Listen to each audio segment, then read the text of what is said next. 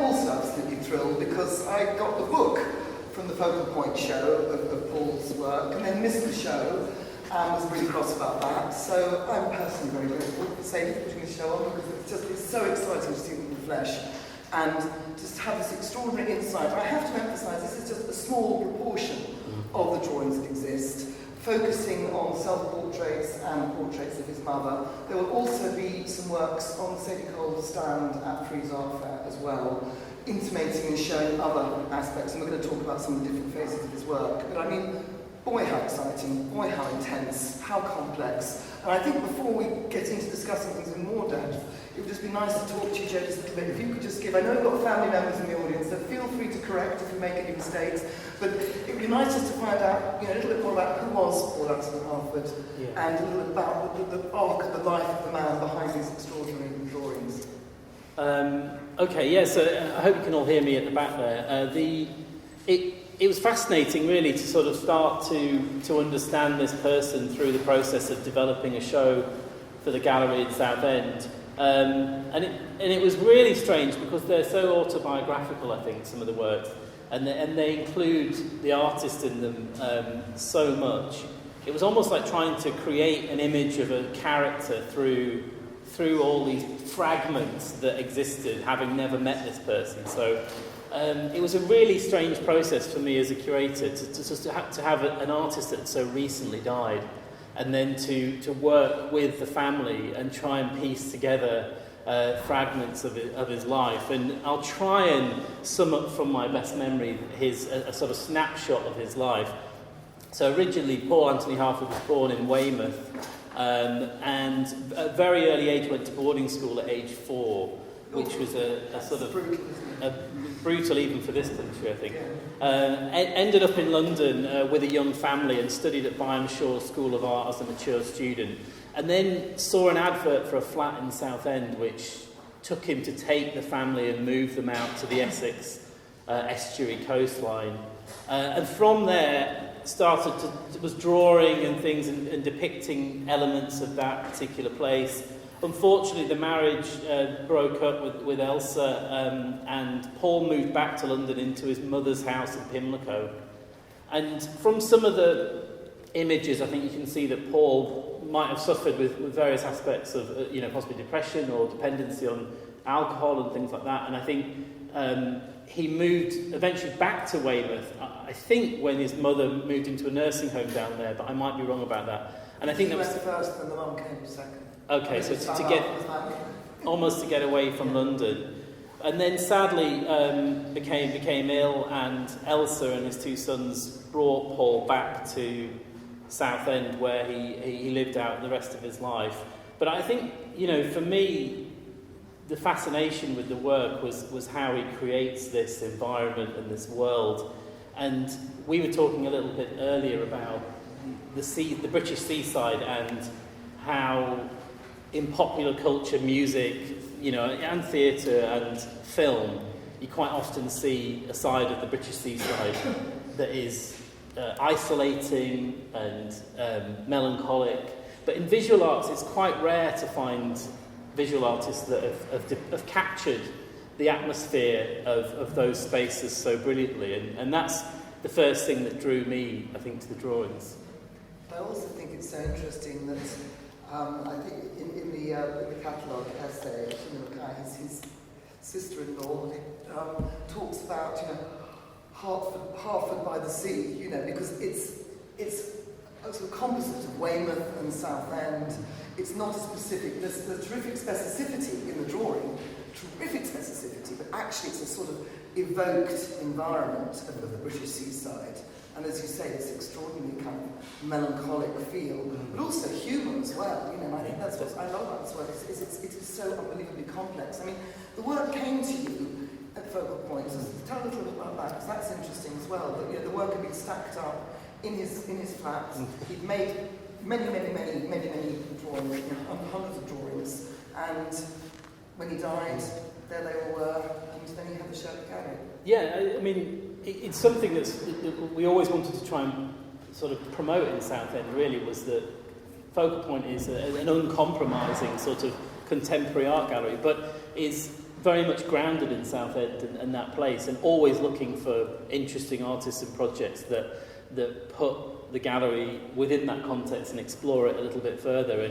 And actually, you know, other than not sort of trawling through things as a sort of diligent curator, Elsa, Paul's ex-wife, actually emailed me not long after he passed away. And I remember it was a Sunday night, I was sat at my dining table, his email came in, and you get a lot of these sorts of emails with people suggesting that their relative or something was a great artist and needs some recognition in the gallery in that town, and then clicked on the link to some of the images of these drawings and was just absolutely blown away. You were expecting bobbing boats or something? I was expecting sort of... There's some good watercolours of the Thames Estuary, but there's an awful lot of them. And I was expecting something a bit like that, and then these drawings, just everyone I clicked through just got better and better. So we met with the family and went on a journey really to visit them in Benfleet in the house they live and look through some of the drawings, and it was so hard because there were so many of them, and if you've been to Focal Point, it's quite a small space in the centre of Southend, so it was really difficult to know how to select the works that we wanted to show. And as Louisa said, there's so many different aspects of how he used to work and the people that are included in some of the drawings. But I think it's really important that regional spaces particularly, but all galleries, you know, have an openness to people coming forward and presenting work and artists and projects. And it's really shocking to hear that some don't accept proposals anymore, or don't accept submissions. It's like, do we always have to have endorsed people?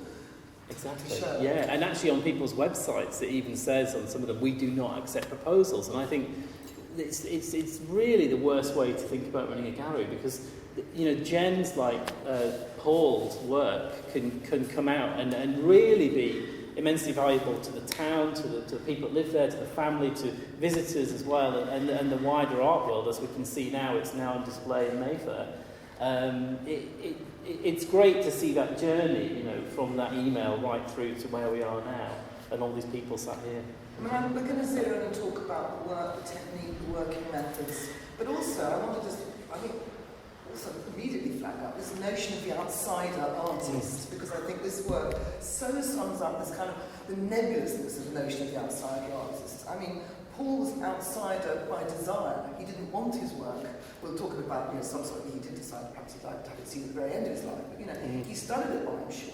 There's a work on the right here that has Mark Goethe and it has Leger in it. You know, you look upstairs at one of the self-portraits, you can see the love of Lucien Freud. His family say he loved Freud, he loved Bacon. So, you know, this is not somebody who was working in a sort of strange isolation from everything artistic or art historical, but he elected to do this stuff separately, didn't want to show his work, and made this work obsessively, day in, day out, hour in, hour out. Apparently destroyed huge amounts of work, and probably a lot of the earlier work. It's not really known, they're not dated. It's not that helpful stuff that art dealers like so much, to be able to date it, and art historians can track it. And so you have this notion of the outsider, but you know, these are not naive drawings by any way, shape or form. No, they're highly skilled, and that was quite clear that... Do you want to come and see here? Sorry. No, no, do you want us to use these, actually? Can you hear us all right? Can people hear us at the back? Moving out to the end, do shout if it doesn't. It was just getting a bit reverby, wasn't it, when we were testing it, so we thought we wouldn't use these. There was a horrible feedback which made you want to stop, never to hear us at all. Anyway, sorry, continue. You know, in looking at the work, it almost seemed like Paul was trying to sort of find, sort of observe in his own sort of world, and actually you get a real feeling of a sort of isolated character, where when you talk to the family, actually, he was a really sort of funny and fun-loving and gregarious person that was just had a fascination with characters and people, and would wander around both Weymouth and Southend, and I'm sure London when he lived here, and sort of pick out different characters. I mean, this particular show focused very much on him and how he saw himself, and some incredible portraits of his mother as she approached the end of her life as well. But you know, he puts himself we think he puts himself at the centre of a lot of the drawings.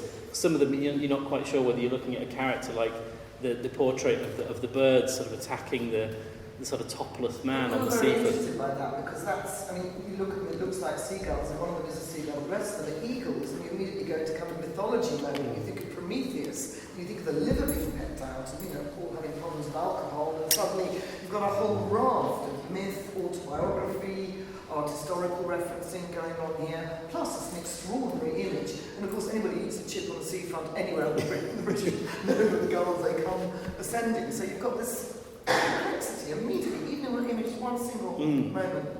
And I think, just the way that somehow he places, there's even playing in this one with focus as well, almost like he's using a camera sometimes, and he's mixing that with memory and images from magazines as well. So there's almost a sort of collaging going on in his mind.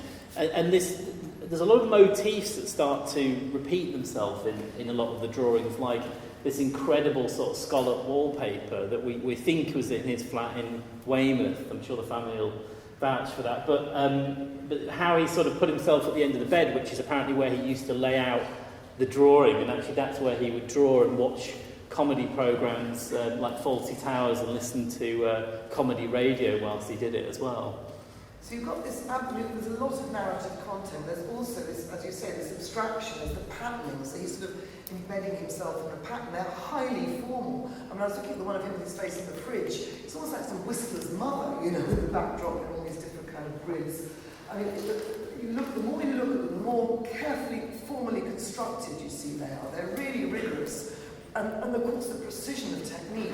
I was talking to his former wife, Elsa, about what about the pencil? Because he trained as a painter at one, I'm sure. He was making paintings and, went to Southend and started making the drawings in a medium which he can get such incredible richness and variety out of. It became his medium. I don't think he ever painted again, as far as I know. The family can possibly confirm that. But there's a sense of it being very much his medium, partly pragmatic, because he was looking after the kids at night. You're in a small flat, you do not want smelly oil paints, it's a lot of hassle. But it's more than that. One sees just how obsessively, brilliantly observed they are, and how much variety you can extract out of graphite.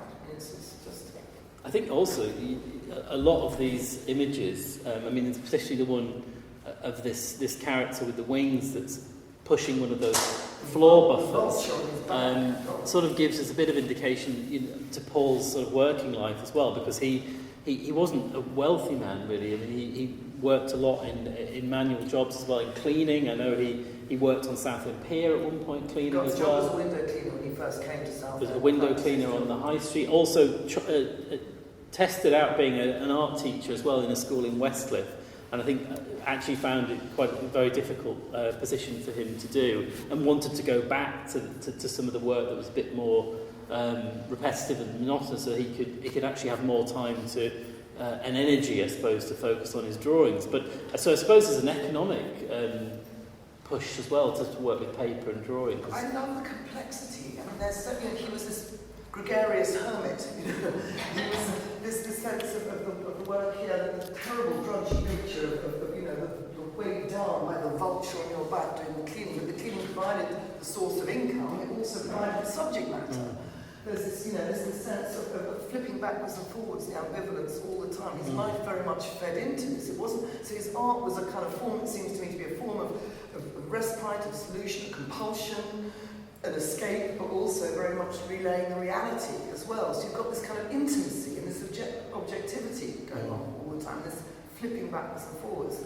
I think his interest in drawing was, and the paper particularly. There was a story that Elsa told me that I found quite fascinating. Quite often in a lot of the drawings you can see the logo of the paper maker, which is Fabriano, is picked out in some of them. And I asked her about this, and she said, well, he was really obsessed with this type of paper, even to the point of when Fabriano's changed the recipe or changed the production method, he got most upset and wrote to them and said, you've ruined my artistic practice, and wanted desperately to find sources of this paper again. Did he carry on working on the paper? I don't know. Paging you all into family members. Actually, I can ask you now. It was a big stumbling block. It was a big stumbling block. We did manage to find something similar, but it wasn't the same. We Really? never got the same. That's interesting. That kind of precision again. Did he have special kinds of pencils that he used as well? well? Was there a particular kind of... Graphite stick, that's all right. Yeah, graphite stick. Because it's, I mean, I've rarely seen, kind of in memory, such extraordinary technique. I mean, I was talking about the self-portrait upstairs being very Lucian Freud-like. I mean, to make graphite have that painterly quality, it's really fascinating. And of course, the ambivalence again going through. He often doesn't appear, I mean, you can sort of tell it's him, even actually when it isn't him, I get the feeling, the body language, the figure, the slouching, and of course the pictures of the mother, his mum, Yeah, we haven't touched are on that. really, really just breathtaking, I think. I mean, first of all, there's the tenderness and the observation, the amount of time that he obviously spent with her, watching her. I love his feet in the picture, over there. But you know, also, you know, maybe I'm doing a bit of cod psychology here, but you know, he was also sent off to boarding school at the age of 4, so that's a bit of a hard one to take. And there's a really heart-rending image, not in this show, of a weeping boy, a little boy crying and crying and crying. It's in your book, it's in your show, with a letter on the floor, and this little boy in shorts is in the sort of Ladybird book haircut, is just weeping. I mean, as somebody who went to boarding school as well, I know that feeling of utter devastation, not to go into my biography, but you know, the sense of it, and he captures that. But then again, you've got this amazing tenderness and the amount of time he spent with his mother, and just there she's embedded in this pattern again. I mean, they're really remarkable drawings. And we were talking earlier about that sort of fascination with place as well, and how whether Weymouth, the brief 4 years in Weymouth, had made this interest in that seaside space, because he kept going back to it and using it as a place of refuge. And I think we picked up a lot on that in the show in Southend, is that actually these places do become vessels for people to sort of end up in or go to. And they become almost sort of havens for people that are struggling. You know, I now work in Eastbourne as well, and see it down there. So this sort of pattern of the British seaside being this nurturing space for people that are dealing with mental health issues or addictions, and it's a side of the seaside of the British landscape that is rarely captured, and I think Paul captures it so brilliantly. It's also the margins, isn't it? Yes, absolutely. The margins, the edge of things.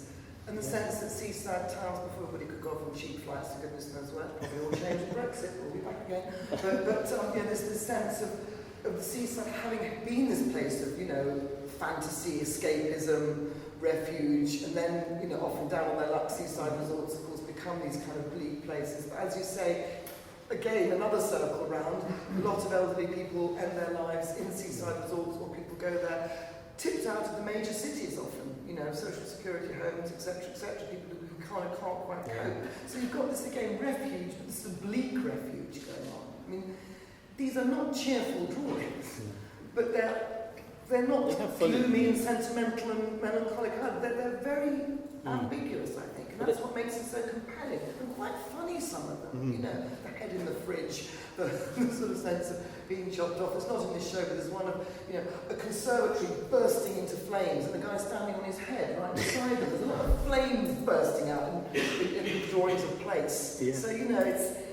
And again, that comes back to the seaside, because when he worked on the pier was also the time that it burnt down. So there's a lot of the family we're talking about. These drawings of fire were all related to this pier where he worked and spent all of his time actually burning to the ground, which is something that most seaside towns want to gloss over. But he was sort of celebrating this burning inferno. But it's again in those sort of environments, time sort of elongates itself a little bit. And I get that feeling a lot, especially with the drawings on my right here, which all seem to be in the same room or flat. And it's him sort of going about his business, but quite often you see a clock. And you sort of make assumptions in the fridge one that it's the middle of the night, the sort of insomnia and the drawings sort of consuming him, and this circle of him constantly working on the drawings and using them as a prop, I suppose, for this time, this endless time at the seaside, you know, which... Boy time can crawl at the seaside sometimes. A rainy English seaside. In a brilliant way as well. In a wonderful way, in a very melancholic and poetic way. And I think you were talking about the clock on the wall of the fridge, but I think another theme that comes through this is the sort of notion of the memento mori. I mean, obviously very explicitly with Mum here, there's this tender that's, you know, absolutely scrupulously observed image of somebody at the end of their life, that you know, the ravages of age on her face that become so beautiful, but also so unblinking, and his own self-portraits as well, looking very hard. And then bits of, you know, hilarious momentum, or, you know, the self-portrait, the Freudian one I was talking about, with an ice cream, one of those kind of display ice cream, larger-than-life seaside models in the background, and then a hearse pulling up, you know, so you've got the kind of hilarity, death, laughing in the face of death. I think the back of your book has another ice cream display.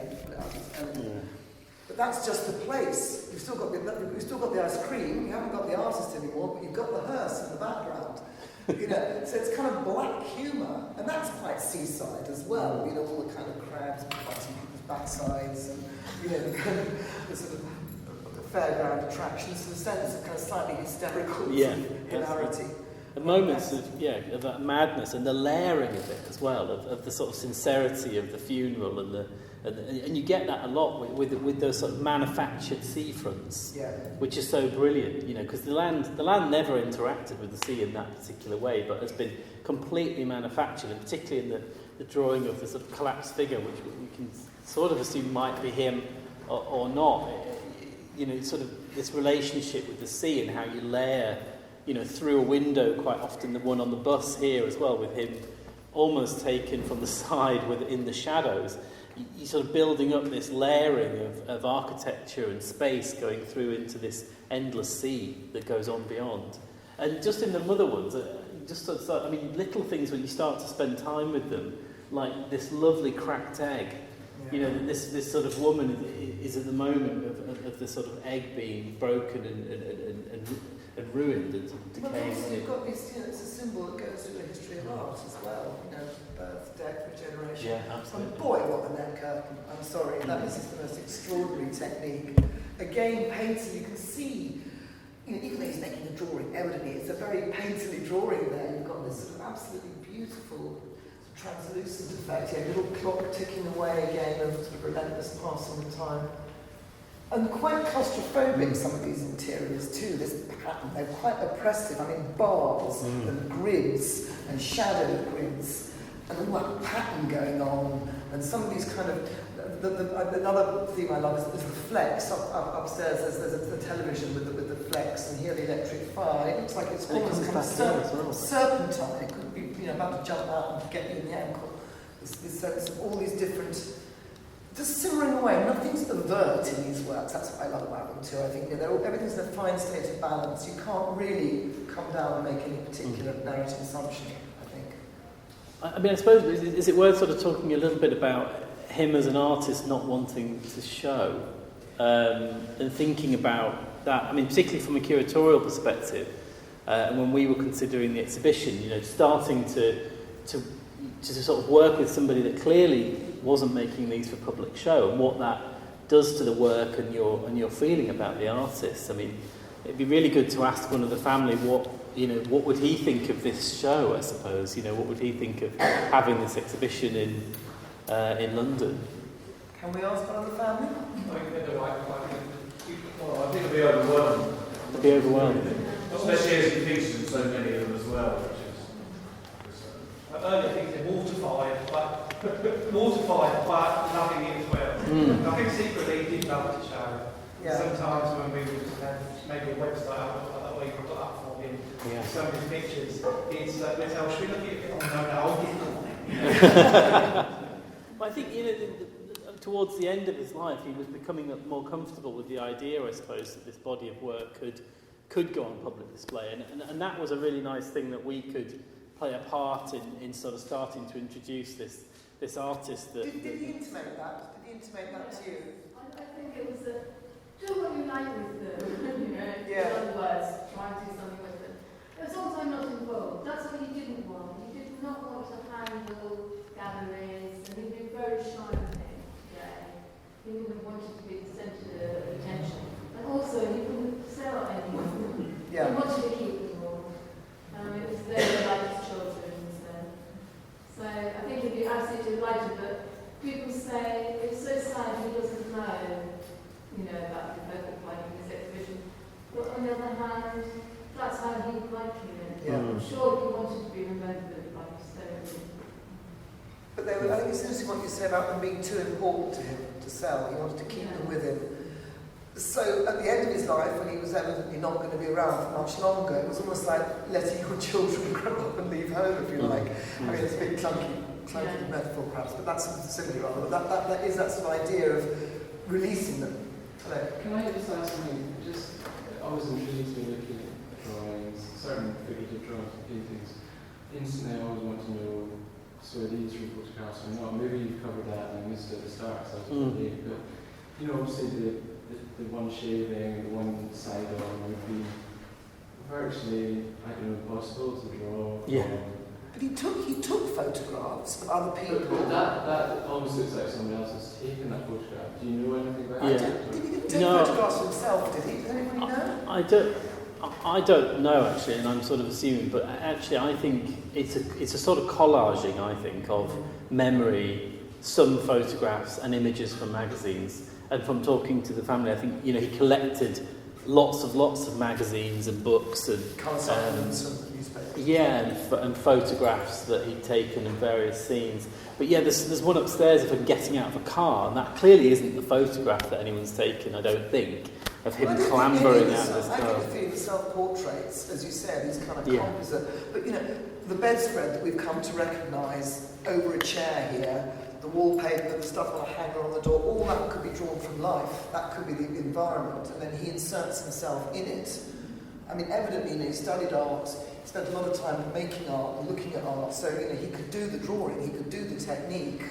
He'd drawn a lot of self-portraits, one assumes in a mirror. If you look at the hand of the shaver, it has that feel of someone who's looked at a drawing and sort of mistaken what they're actually seeing, because the photograph sometimes distorts things and you don't kind of know what you're seeing. You know what I mean? Whereas a real person would actually move their hand slightly so you kind of get what's happening. Yeah. So I don't know, but I think he might have taken bits from magazines and other images to make up that anatomical study, I suppose. And there's one upstairs, the one that you were referring to with the hearse and the ice cream. Yes. It looks like a selfie because his face is sort of half cut out of the drawing, and actually it feels like a sort of digital selfie. But that would be quite tricky because there weren't that. No, there wouldn't be the technology to do that. But it does has that feeling about it, doesn't it? The way things are cropped.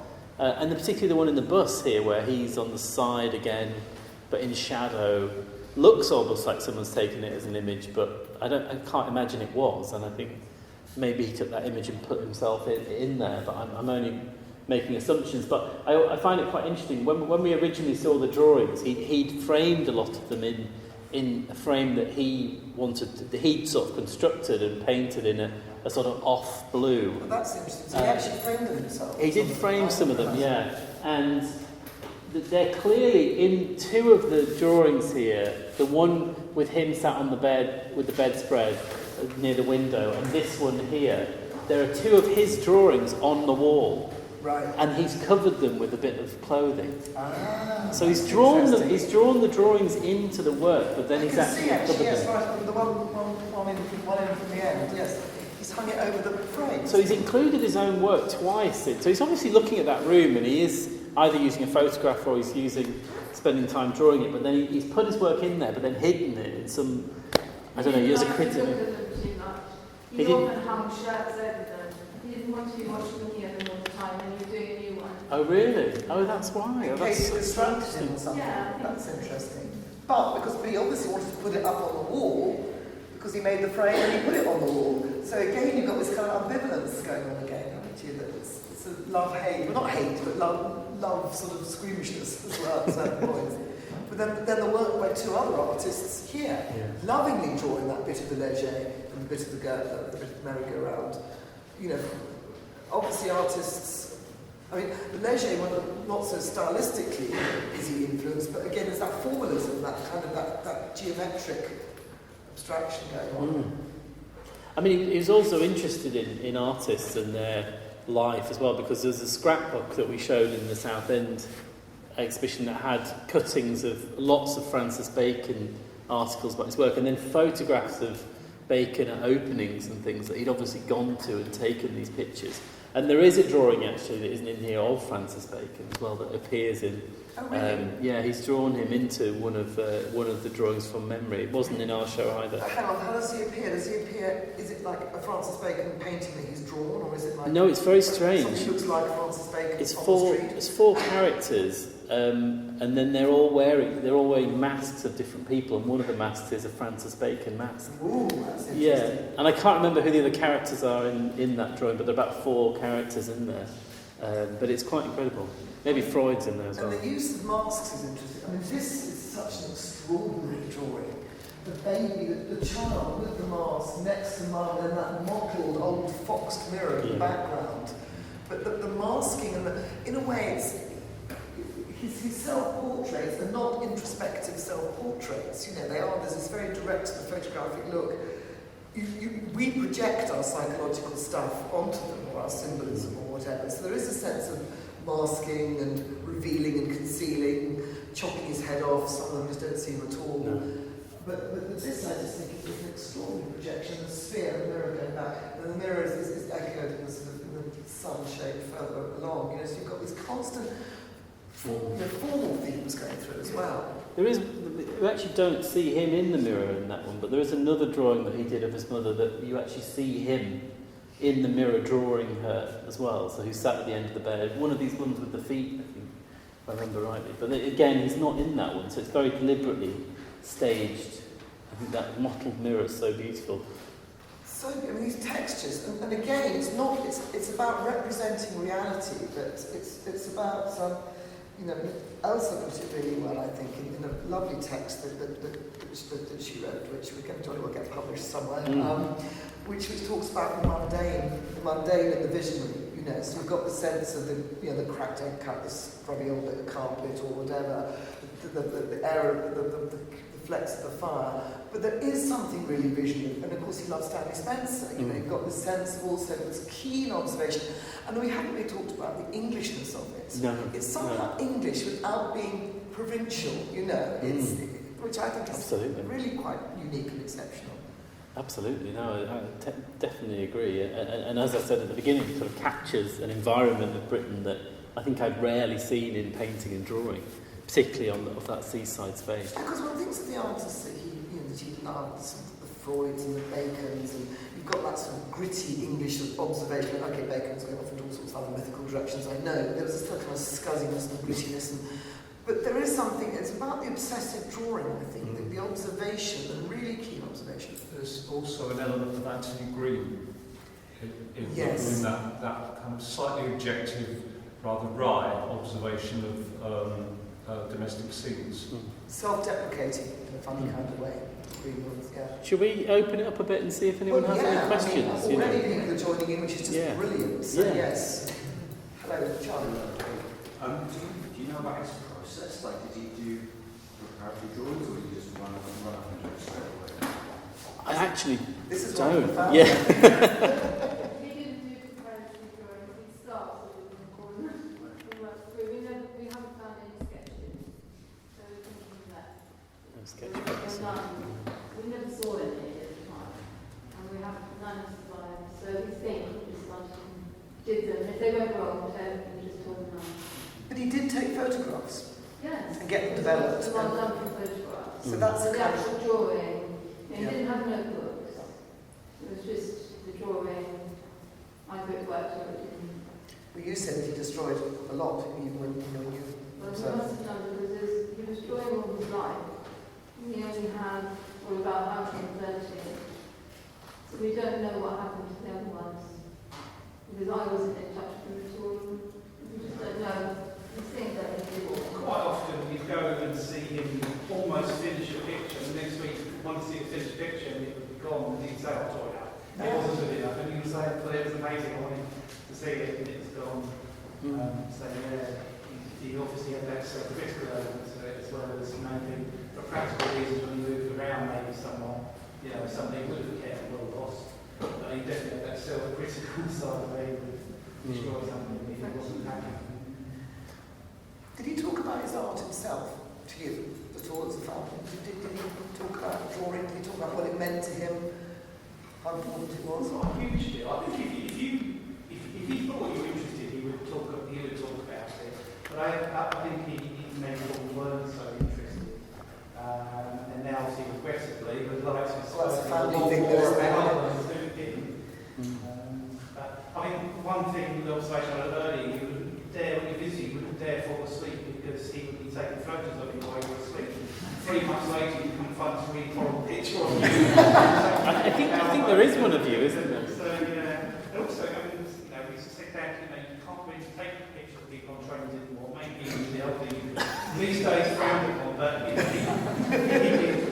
And, if he introduced someone recognise himself, that would be amazing. I mean, there are some wonderful, within his work, there are some wonderful observations of different characters, and particularly the people on buses and trains and things are quite incredible. And I think there might be some of those in the display at Freeze, actually, so you might get to. But the nice thing about this, I think, and what Sadie's done, I suppose we should really sort of thank Sadie for taking... I want to take it on, actually, because that is so interesting. Yeah. You had the show at Focal Point. Hurrah that you did that. You also published this book, which you sent around. And who did you send it to? Did you send it to everybody on your mailing list? Well, I mean, how did you actually, did you think I wanted to disseminate the work? What was the sort of strategy after? Well, I think we was. I mean, it was partly the family were very, very keen as well to get the message out, so they were very supportive and actually helped us to fund the book, which was incredibly generous. But once we'd made it, the last thing you want to do with books, and I've seen it many times, they sit in a gallery storage. Yeah. It's really great with something like this to send it out. And we were... I love it having this little pocket here. It looks like a kind of leaflet that's it's made to be taken out and shown around. It's got a Did it win an award, this book? Not that I've been told. Should have done. Should have done. Raise him up there. He's there.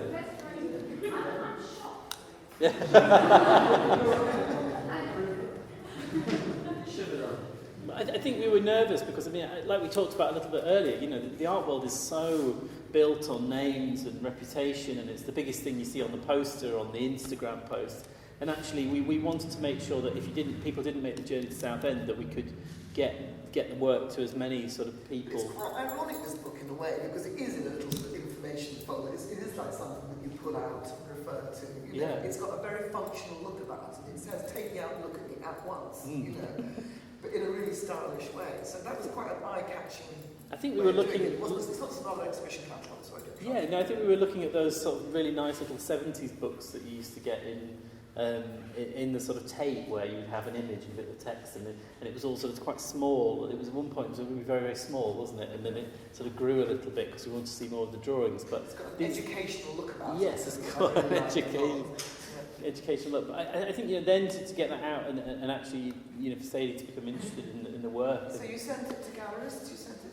Yeah, so the team at Focal Point sent it out to galleries, curators, museums, commercial galleries, obviously, as well. And, that's how it all started. Well, I'm not just saying it because we're sitting here and she's sitting there, but really all credit to Sadie. Because, and also there's a kind of stereotype of these swanky international dealers with all their big name artists, to come out, to look at the work of an artist, is completely unknown, and that's what happened, wasn't it? Sadie got in touch. Yeah, absolutely, yeah. Wants to be connected. I know she's not going to want to talk about it, probably, is that? Yeah. Laura and I went to Denver and then we done last time. So that was really nice. We had all the pictures in our living room all stacked around the walls, you can see. And actually her partner's spare room was completely round. So it was, and the coffee is just so unbelievable. Yeah. And that's what we do this stuff for, really, is to sort of discover something like this and be the first people to sort of look over it and get to sort of see it and think about how you can disseminate it into an exhibition. Well, particularly, what's so interesting about the so-called, awful phrase, regional galleries, but non-London galleries or non-big metropolis galleries, is that you've got this really interesting remit of your local area, your local audience, and the art police, for want of a better word. So you've got this idea of wanting to have credibility in the art world, broader art world, be endorsed in that, but also not be completely alienating and irrelevant to your local population. And I think it's a really interesting balance to keep, because you want to show, well-known artists to an audience who may not see them, but you also want work that's going to reflect and be so kind of germane and specific to the local population as well. I think particularly now as well, we're sort of a decade on from major investment in massive regional spaces. I'm now running one in Eastbourne, you know,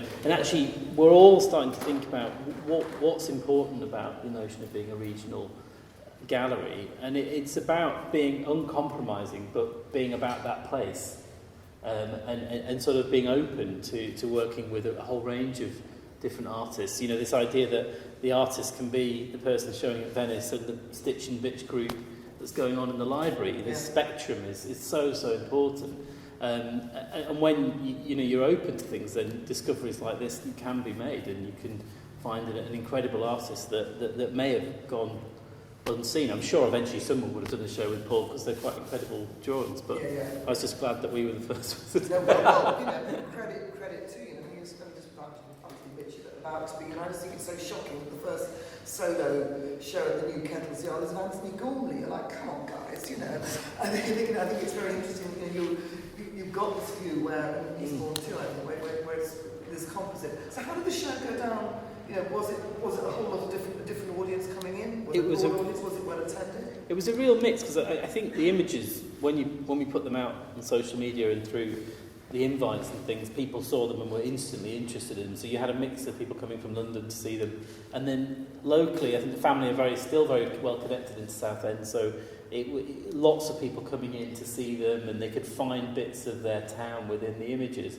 And I think that's the key, is not necessarily that the artist always has to be from Southend, but it's actually, if people can see something of their own life in the work, in the commission, in the project, then that makes a huge difference to how people respond to it.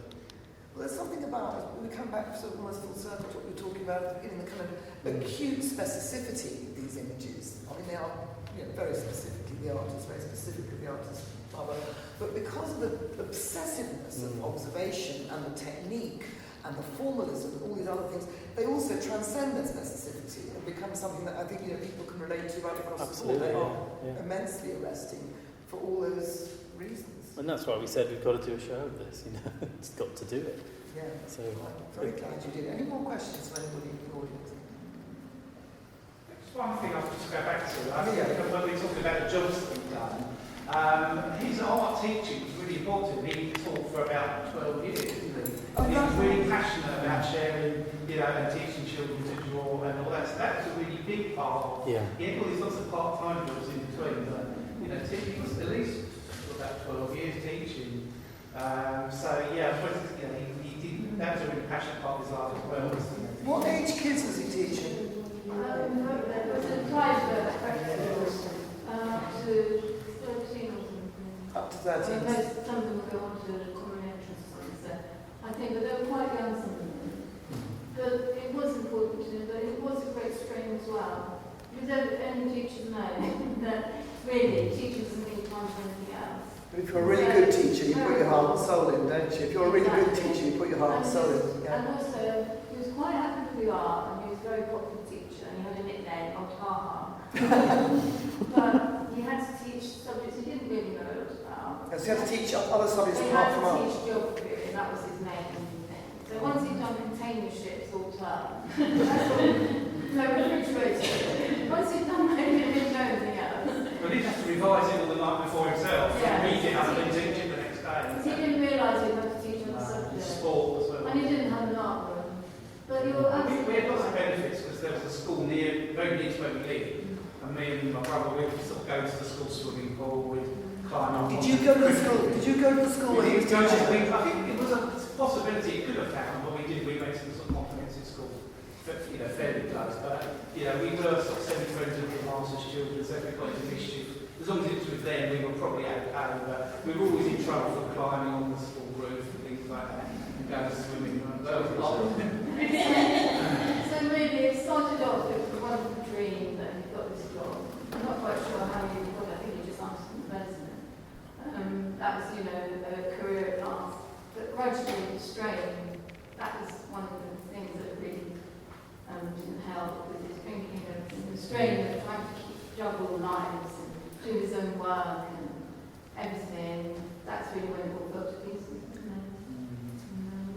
The other thing, just he was very well read on art, and if you watch University Champ, any art, he would just know the answer straight away. He knew everything about art. So last time I saw this many pictures together was when he arrived from Weymouth. Really, the transit van with all these pictures in the back, wrapped up in various things, and then they're deposited on the side of the road while the van driver went off to Weymouth. My brother was meant to be helping me unload them or take them to the flat to know where we see. So I spent hours taking all these pictures into his flat. And this is when he came back from Weymouth back to Southampton. When he came back, yeah, just before his health declined really, he came back to reunite with us really and be closer to us. Yeah. You see, this is the whole enigma. You found it difficult to teach geography, and yet he was so erudite. He was so well read, from all, old masters, forward. So it was everything about him, as you said, gregarious, everything about him was contradictory. Very jolly and happy, but depressed inside. So totally enigma with him. Brilliantly An captured. enigma that also reveals so much at the same time. I mean, I love the piece in the Sheena's piece in the Focal Point book about, she takes you on a walk, going outside and coming in, going through the streets and coming into the flat and sitting down and going round the flat. And this is what this show does as well. I feel, we've got this very specific information about this man's bedspread, his wallpaper, his what he looks like, his details, but it is they're very enigmatic at the same time. Feeding at 3 a.m. in the fridge. Exactly, yes, I can relate to that late night fridge moment. But this is a sense of it being very, revealing a great deal and concealing. Well, I guess also with the teaching, I mean, it must be very soul-destroying if you were teaching art, enjoying teaching children art, having to whisk off and then do kind of basic level geography or basic level another curriculum. In fact, the more erudite you are, the more excruciating that must have been, I would have thought. Yeah. I think his art was quite small as well, wasn't it? So he had all this ambition to do all these things he wanted to do, but he wasn't able to do that with the citizens. And he did start a project where they glued straws to make structures, but unfortunately it was the kind of glue that people used to glue sniff. Kind of glue you what? People used to use glue sniffing. Oh! He didn't realise at the time he thought the boys were going to do it. So all the boys are very lovely, all the boys suddenly got a bit floaty. We had to stop that.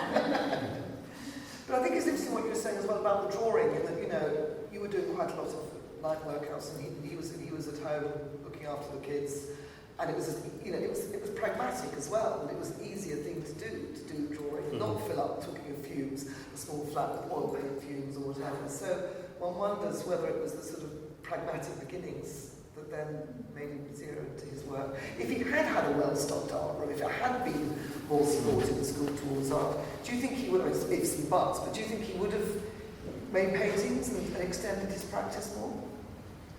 I just think he found his métier.